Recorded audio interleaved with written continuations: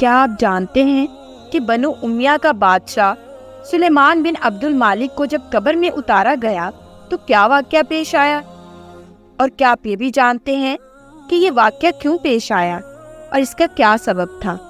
اور کیا آج کل کے حکمران کو اس واقعے سے سبق حاصل کرنے کی ضرورت ہے؟ ان سب سوالات کے جوابات جاننے کے لیے میری اس ویڈیو کو اینڈ تک لازمی دیکھیے۔ بنو امیہ کا سب سے حسین بادشاہ سلیمان بن عبد المالک، سب سے حسین، 42 سال کی عمر، جوانی۔ جب اس کی میت کو قبر کے قریب کیا گیا تو لاش ہلنے لگی۔ ان کے بیٹوں نے کہا ہمارے ابو زندہ ہیں، سکتہ ہو گیا ہوگا، ابھی زندہ ہے۔ عمر بن عبد العزیز رحمۃ اللہ علیہ فرمانے لگے، ارے بھتیجو، زندہ نہیں ہے، قبر کا عذاب جلدی شروع ہو گیا ہے، چھپاؤ، جلدی چھپاؤ اس کو۔ عمر بن عبد العزیز رحمۃ اللہ علیہ جس تخت پر بیٹھے، اس پر سلیمان تھا، اس پر ولید تھا، اس پر عبد المالک تھا۔ ان تینوں نے اپنے من کو راضی کیا۔ عمر بن عبد العزیز نے اپنے رب کو راضی کیا۔ جب عمر بن عبد العزیز کا وقت آیا، انہوں نے رضا بن ہبہ سے فرمایا کہ میں نے عبد المالک بن مروان، چچا سسر جن کی بیٹی فاطمہ سے شادی ہوئی تھی، میں نے ان کو عبد المالک بن مروان جس نے 10 سال کی حکومت کی کو قبر میں اتارا۔ کفن کی گرہ کھول کر دیکھا تو ان کا چہرہ قبلہ سے ہٹ چکا تھا اور رنگ کالا سیاہ پڑ چکا تھا۔ عبد المالک بن مروان گورا چٹا تھا، گال سرخ، آہر کالا۔ پھر میں نے اس کے بیٹے ولید جس نے 21 سال حکومت کی کو قبر میں اتارا۔ میں نے اس کی کفن کی گرہ کو کھولا تو اس کا رنگ سیاہ ہو چکا تھا، قبلہ کی طرف سے چہرہ ہٹ چکا تھا۔ پھر سلیمان کے کفن کو کھولا، اس کا بھی چہرہ قبلہ سے ہٹ چکا تھا، رنگ سیاہ پڑ چکا تھا۔ اب میں جا رہا ہوں، مجھے دیکھنا، پہلے تینوں نے حکومت کی۔ عمر بن عبد العزیز رحمۃ اللہ علیہ نے اللہ تعالیٰ کی عبادت کی ہے۔ انہوں نے ایک بڑا عجیب خطبہ دیا جب خلیفہ بنے۔ بچپن میں شعر و شاعری کا شوق تھا تو میں شاعر بنا، تھوڑی سی اٹھان ہوئی تو علم کا شوق ہوا، میں نے علم حاصل کیا۔ جوان ہوا تو فاطمہ بنت عبد المالک سے عشق ہوا، میں نے ان سے شادی کی۔ اب اللہ نے مجھ کو حکومت دے دی ہے، اب تم دیکھو گے میں اس سے اپنے اللہ کو راضی کروں گا۔ بنو امیہ کی وراثت میں حکومت آ رہی ہے اور 3 برے اعظم پر حکومت ہے۔ ایسا روب اور دبدبا ہے بنی امیہ کا کہ کوئی ان کے سامنے سر نہیں اٹھا سکتا۔ 3 برے اعظم میں زکوٰۃ لینے والا کوئی نہ رہا، 3 برے اعظم میں سوال کرنے والا کوئی نہ رہا، 3 برے اعظم میں ظالم کوئی نہ رہا، 3 برے اعظم میں مظلوم کوئی نہ رہا۔ لیکن خود کیسا رہا؟ گھر آئے فاطمہ، بڑے اچھے دن گزرے ہیں، اب امتحان ہے، میں تیرا حق نہ ادا کر سکوں گا۔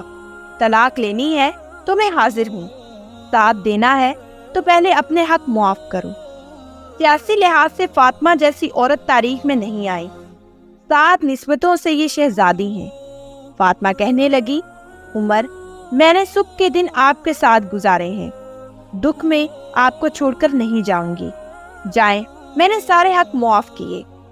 پھر عمر بن عبد العزیز کی راتیں اور دن کیسے گزرے؟ مصلے پر روتے روتے وہیں سو جاتے اور مصلے پر روتے روتے وہیں سے اٹھتے۔ اپنی حکومت کو اللہ کی رضا کے لیے استعمال کیا۔ کیسے استعمال کیا؟ فاطمہ کا سارا زیور بیت المال میں ڈال دیا، تنخواہ پر آ گئے۔ عید کا موقع آیا، بچوں نے ماں سے کہا ہمیں کپڑے لے کر دو۔ فاطمہ کے پاس عمر کے 3 برے اعظموں کے خلیفہ کے بچے آ رہے ہیں۔ امی جان، ابا سے کہیں عید آ رہی ہے، ہمیں عید کے کپڑے لے دیں۔ ابا تشریف لائے، خزانے لبالب بھرے ہوئے ہیں، گندم کے ڈھیر کی طرح۔ کہا امیر المومنین، بچے کپڑے مانگ رہے ہیں۔ کہا فاطمہ، میرے پاس تو پیسے نہیں، کہاں سے کپڑے لے کر دوں؟ فاطمہ نے کہا پھر بچوں کا کیا کریں؟ کہا مجھے بھی نہیں پتا کیا کروں۔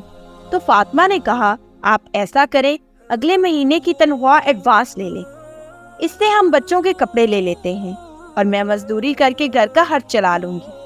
ارے نئی نسل، اپنی تاریخ پڑھو، صرف ڈرامے نہ دیکھتے رہ جاؤ، صرف گانے نہ سنتے رہ جاؤ۔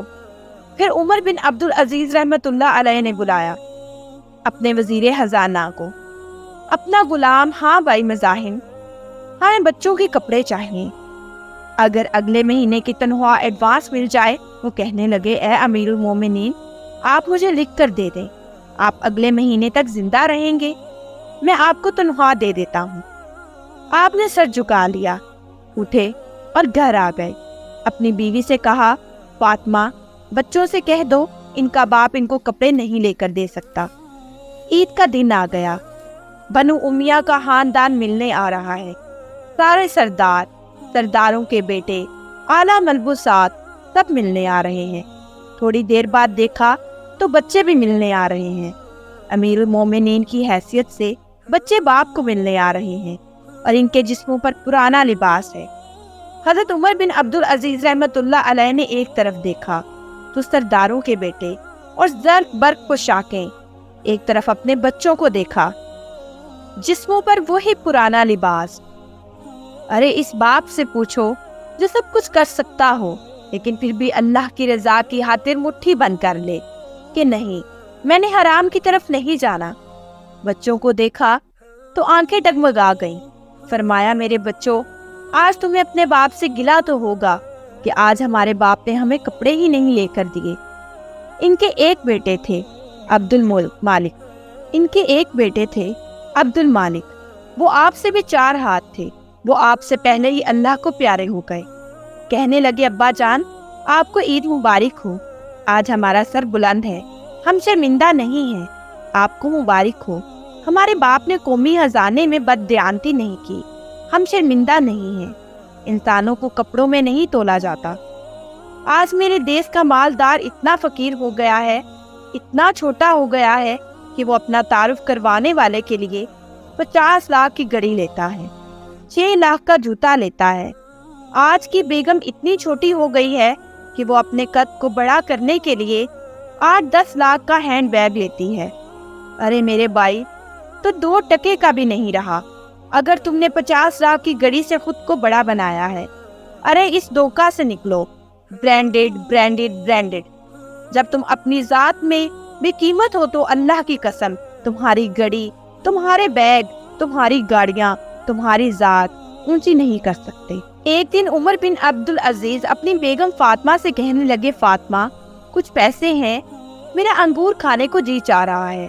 فاطمہ رونے لگی اور کہنے لگی امیر المومنین خزانے بھرے پڑے ہیں، کیا 1 درہم کا بھی حق نہیں کہ لے کر آپ انگور کھا لیں؟ فاطمہ کی بات سن کر تڑپ کر بولے فاطمہ میں جہنم نہیں برداشت کر سکتا۔ آج ہم اپنے گریبان میں جان کے تو ہر صاحب اپنی جگہ جس کو جتنا موقع ملتا ہے لوٹ کسوٹ میں لگا ہوا ہے۔ اللہ ہمارے حال پہ کرم فرما، دنیا بڑے خسارے کی جگہ ہے۔ مجھے امید ہے کہ ناظرین کے لیے آج کی ویڈیو بہت ہی انفارمیٹیو رہی ہوگی، اور اگر آپ چاہتے ہیں کہ ہم ایسے ہی اہم موضوع آپ تک پہنچاتے رہیں تو ہمارے چینل کو لائک، شیئر اور سبسکرائب کرنا مت بھولیں، اور بیل آئیکن کا بٹن ضرور پریس کریں تاکہ ہر نئی ویڈیو کا نوٹیفیکیشن آپ کو آپ کی اسکرین پر ملے۔ اب میں آپ سے اجازت چاہوں گی، شکریہ، اللہ حافظ۔